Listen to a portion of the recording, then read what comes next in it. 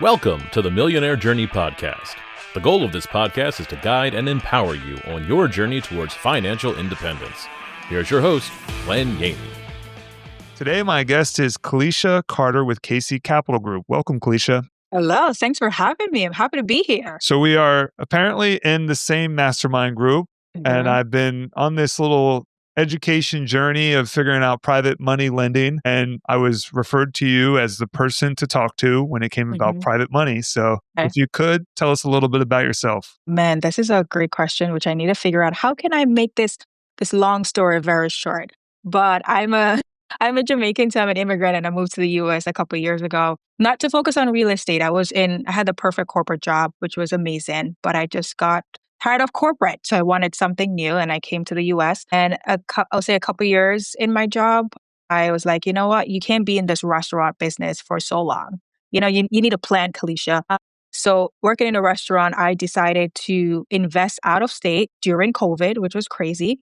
And in going through that process, I found out that it was hard for me to get traditional financing because I was an immigrant. I wasn't a US citizen. So that was an issue. And I kind of shared this issue with friends and family. And they're like, okay, I kind of see your journey and what you're doing and you're trying to learn. Here's money. At that time, I heard about using other people's money, but I didn't realize I was using other people's money. And I think I got into deal number 3 and kind of gave ownership by someone bringing in the money. Still did not know that was private money. And it's after my 3rd deal, I was like, okay, I think someone was like, you're using other people's money, OPM. I was like, that's what it is. So I got into real estate from me figuring out I need to do something more with my life. And I got into private money lending because I could not get funding for my deals. And in me sharing with others what I'm doing as well, more investors like, hey, here's money, invested in your deals. And sometimes I didn't have deals myself. So guess what? I shared that money with someone in my network. That's awesome. And with it coming, when you do these private liens or the private lending, is it a how do you go about structuring it? Is it first lien, second lien? How does that work? So here's the crazy thing, and a lot of people tell me that I am crazy. When you hear about private lending, most times it's always first lien, like your traditional hard money lender, all the time.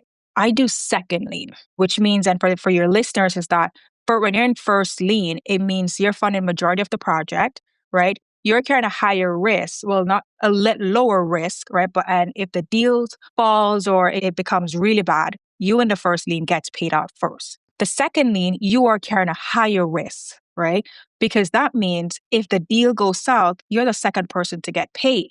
So a lot of times you will hear people say, stay away from second lien. But here's what I see. You can go in second lien. It's great return, but you just got to put things in place to mitigate those risks and do your proper due diligence. So I only do second lien, and 99% of my investors know that they're going to be in second lien position for gap funding. So then with what kind of returns, I guess, would someone expect?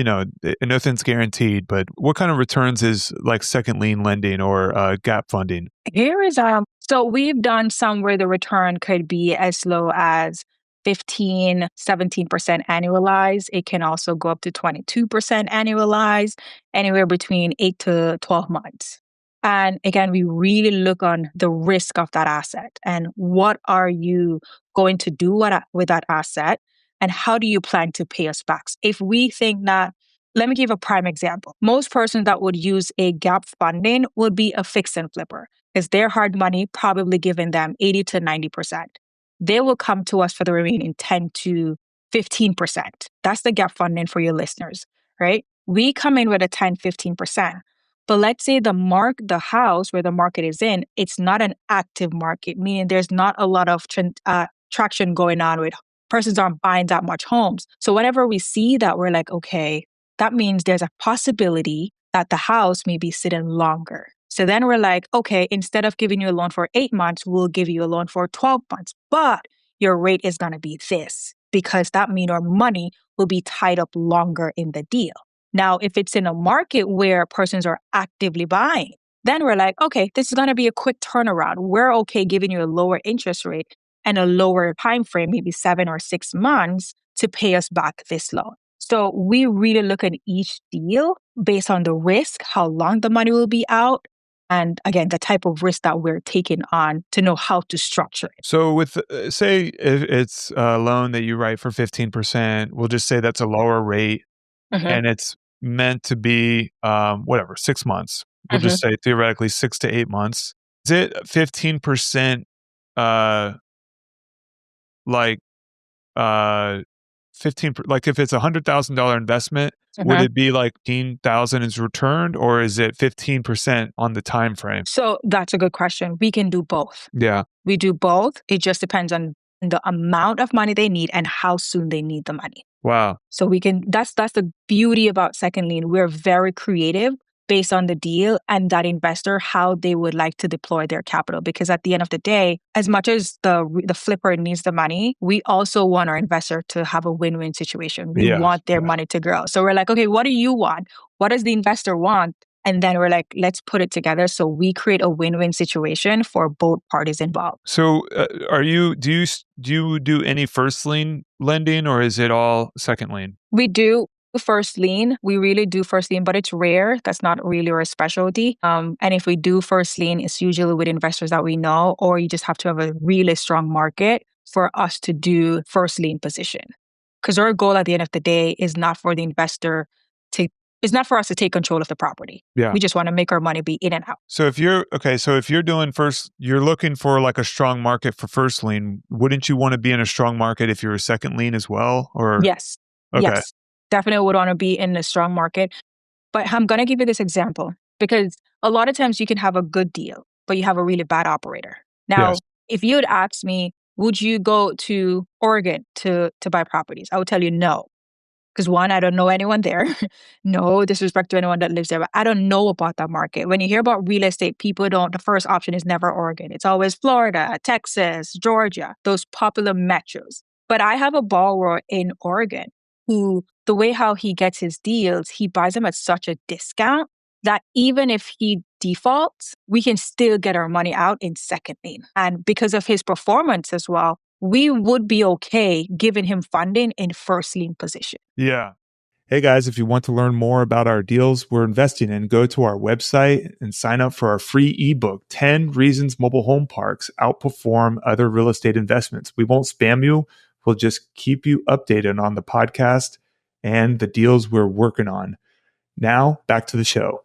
Yeah. So cool. So then when you underwrite a deal, are Mhm. you how do you inspect the property? Do you actually go out to the property or how does that No. transaction go? So we don't inspect the property. We just use pictures and videos. That's the main thing, just to assess how much like the renovation. So if you have a property and we see a picture is full gut and you tell us that the rehab is going to be 15,000, we're like, no way. Yeah. Not happening. And what we try to account for, this is what we look on is what does this entire project cost? And your project cost needs to include your purchase, your rehab, your holding taxes, insurance, plus reserves, plus the cost of money. Because a lot of investors leave out the cost of money. So if your project cost is 200 and worst case scenario, you can sell the property for 300,000, then we're like, okay, we would lend on this deal. So we looking first on the deal and look on the risk of investing in the deal because we're not in every market to see each individual property. Yeah, so I just like to preface,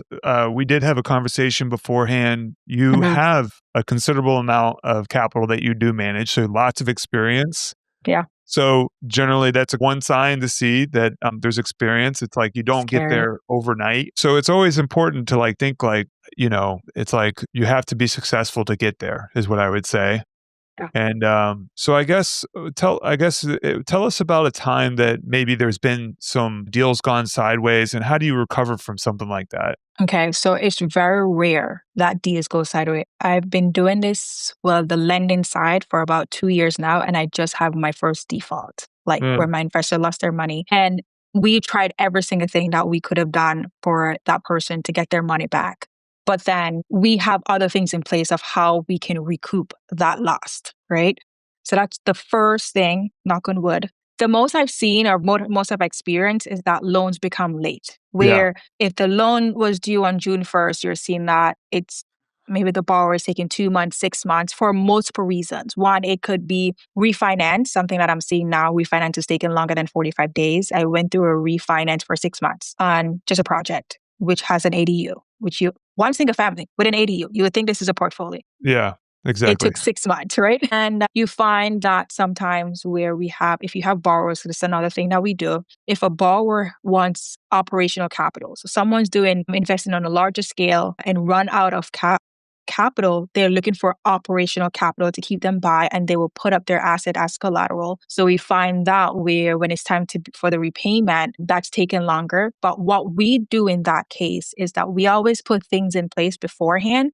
Like, hey, if this happens, we're going to go to plan B. So that is usually in our promissory note. If plan B, we already exhaust plan B, we go to plan C. If we exhaust plan C, then we're all having a deeper discussion as to what are we going to do. And we try to create win-win situations. I've been fortunate enough that the investors that I work with always want the borrowers to win as well. Because Yes. as much as they care about like making an interest, they're like, Keleisha, like, I'm not going to be hard-headed or be mean. I want to get my money back, but I also want them to make money, and I want to create a long-term relationship. So I think even that anyone who is considering private money lending, if you go in with the mindset of, I want to create a long-term relationship and make money, like you will become really successful and people will want to work with you all the time. Yeah, that's definitely interesting. So like when you say like plan B and plan C, what would like be an example of that? It could be, let's say, what I use rough numbers here. Let's say $20,000 loan. It's due on January 1st and you get a grace period, right? After the grace period, maybe there's a late fee per day, or before the late fee per day kicks in, maybe you're allowed a 30-day extension for X amount of fee, or a 60-day extension for X, like an extension fee. So that's how we'll do it. Or you can do it where the interest from the first loan term is due and we can extend for another like 7 months, 6 months. So we get creative with that way. And we just shoot the options out there of what can be done. And everyone just try to agree on it. And sometimes, a lot of times, it's in that conversation, more ideas come to you that you would never think that, oh, you can actually do that. Like a lot of the stuff that I've learned is actually going through the process. And I was like, oh, we can do that. And they're like, oh, yeah, we can, But that's an example of how we can structure the terms as well. Cool. Well, that's very interesting because when we first started talking, I thought that we were going to talk about first lien lending, and then I've always heard about gap funding, and I've never understood how gap funding worked. I'm like, I always thought credit cards or something like that, but obviously, and that can be used too. So here's the beauty of it: you have real estate investors who use credit cards for their gap funding. Yeah. And here's another creative way. So going back to the example, if the hard money gives them 80%, the flipper need 20% to close, plus closing costs and all those things. The flipper might use their credit card to pay that, right? And then they will still get a loan from me to go in second. And once they get that loan, they pay back the credit card. Yeah. Yes. I understand. So we kind of get very creative with it. For us, as long as you're crystal clear, what will the money be used for? We see how we'll get our money back, and we have a collateral. Yeah, definitely. Then we'll do it all day. Well, cool. I think it's a very interesting subject. Where can people find you? Anywhere on socials. It's going to be my full name, Keleisha Carter. I use that for anywhere. I'm mainly on Instagram, and now I'm trying to build out my YouTube, which that's a lot. So, so you find most of my videos and stuff are always on YouTube. I'm on LinkedIn as well, but I'm very active on Instagram, but you can always find me on Facebook too. Yeah, awesome. Well, thank you. Thank you so much for being on the show. Of course. Thank you for having me. Thank you for listening to the Millionaire Journey podcast. Please rate, like, subscribe, leave a comment, and share with somebody you think would enjoy listening.